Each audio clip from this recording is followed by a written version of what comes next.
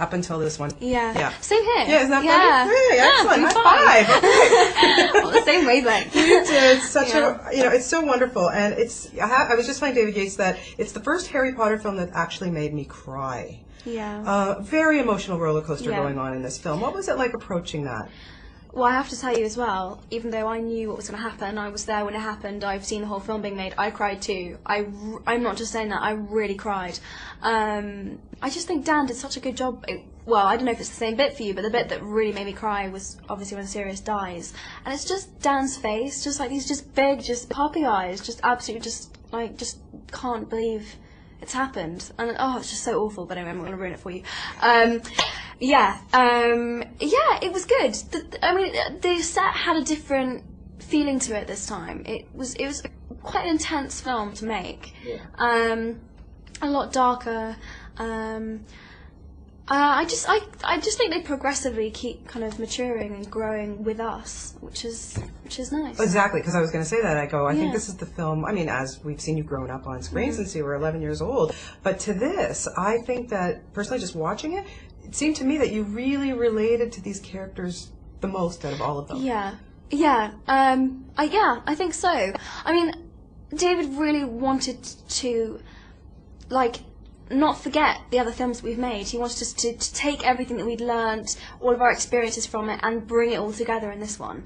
Which you can kind of see where he used all of the flashbacks from all the other ones, which is so weird because then there's just this shot of me when I'm 11 and now, and it's really weird. But he really wanted the relationship between Dan, Rupert and I, which obviously is a real relationship. There is a real friendship between us, and he really wanted it to come across on screen, and I think it does, and it feels really genuine because it is, kind of. Yeah, so for sure. Yeah, I was saying that, Harry is going through such turmoil, and as you said, to watch Dan do it, I think he just did a brilliant job in this movie. How hard was it for you, not just as his fellow actor, but as his friend, to watch him go through that kind of stuff? I guess, I think it was, it's emotionally exhausting doing that kind of acting every day, and I think, Dan never let it show, which I really admire. He's really, he never says he's tired. He works so hard, and he did a really good job, and, I guess you just kind of just try and support him, really, and tell him.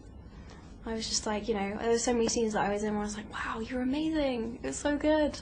So, yeah, I guess just that. Any teasing going on before his big kiss scene? Did you rile him up? I didn't actually. I was quite good. I was quite controlled. I was quite sad actually because I wasn't on set the day that they did that scene, and I was like, damn, I really wanted to watch. But I think, I don't know. I think it was all right in the end. He didn't get too much stick for it. So. Okay, and obviously with each film we see more and more phenomenal British actors. The veterans, and this time you get to work with with Imelda Staunton, Helen Bonham Carter. Yeah. Yeah, Imelda though. Oh my goodness, what a bitch! I know. Whoa, tell me about it. She's in a whole new league of bad guys. She's she's so horrible. There's something really sinister about her as well. It's a different kind of evil in a way because she's so disguised. It makes it scarier because she's so screwed up. She's such a screwed up, messed up person. It's horrible. But yeah. And you're wearing pink today, Emma. Yes. I'm a little bit nervous about that. Why? Well, yeah. I'm giving off Umbridge vibes. Sorry, but at least I haven't got kittens in the background, and I'm not arranging all my everything perfectly, and oh dear. Exactly. So having David Yates as a director on this, you can see. I like I said, I love them all, but the differences that he brought to this. What was it like working with him as a director this time around? Well, it's funny because Mike and David are the first two British directors that we've had, and obviously Mike was the last director that we had on the fourth one, and they are such different personalities. I can't actually tell you.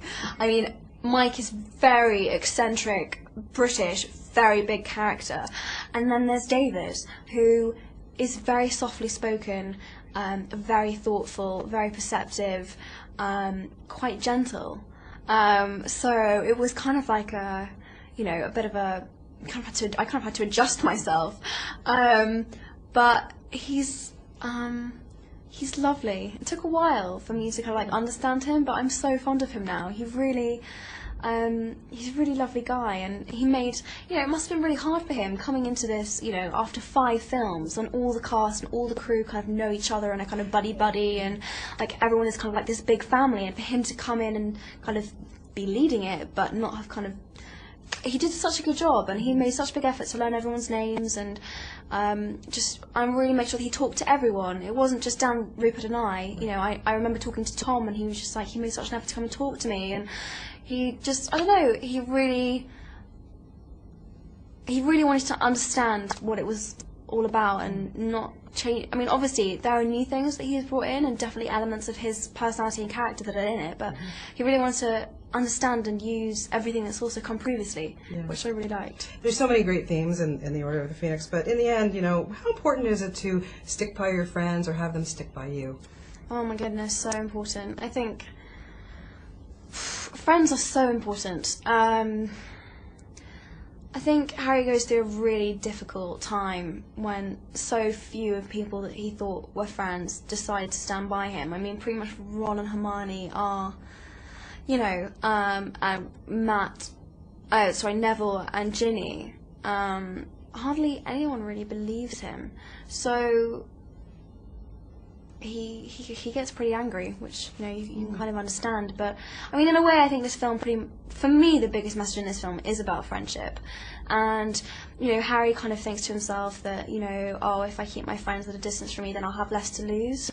And what he realises at the end, which is kind of touching, which is that yes, he has more to lose and it's scary and stuff, but it means that he has more to fight for. And that's something that Voldemort doesn't have and never will, and it actually makes him stronger than he will ever be. And it's really cool that he realises he doesn't have to do it on his own, and there are people that, I don't know, it's really cool. It's really like, I think it's a really good message. I totally agree with you. I was saying, as you 3 of you have grown up before our eyes, it's just amazing how you've all matured and become such wonderful actors, really. Like, kudos to you. Thank you. But in the end, you guys are international superstars. How on earth do you stay so grounded and such a lovely young lady? Oh, thank you. I guess I just don't, I don't know, I live a really normal life. Apart from just around the kind of release of the film. And that sounds weird, but when I'm not filming, I make such a big effort to keep going back to school and keep living as normal life as I can. I try not to use chauffeured cars and bodyguards and things like that. I just public transport and being with my friends and being people my own age, and just my family keep me really grounded. I have a really, really strong, really supportive family around me, and that makes such a big difference. And can you go out shopping, like in London? Do you find that I do. The thing is, if it ever got to a point where I couldn't, I think I'd be so unhappy. You just kind of, I'll get stopped by a couple of people, but that's not going to prevent me from living my life, You just kind of, I'm kind of used to it now. That's the other thing that people don't understand. I've never really known anything different. I came into this so young. I've just kind of integrated it into my normal understanding. So everyone's like, isn't that weird? All of this stuff. I'm just like, nah. I'm really blasé about it. I'm just like, yeah, I don't know. So you just kind of. Good for you. I look forward to the next film, which you start up soon. And it's always lovely talking to you. You're just awesome in this film. Thank you. Thanks. Oh, thank you nice to so see you much. Again.